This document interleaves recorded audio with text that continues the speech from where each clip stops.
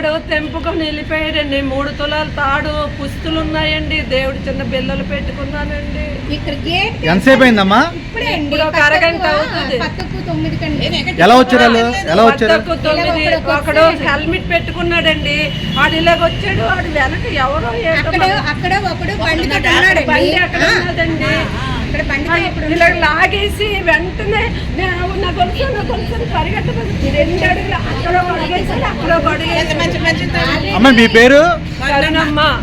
ఎక్కడ ఇది ఏరియాకి వస్తుందండి? CBM కాంపౌండ్ అండి, 3 టౌన్ పోలీస్ స్టేషన్.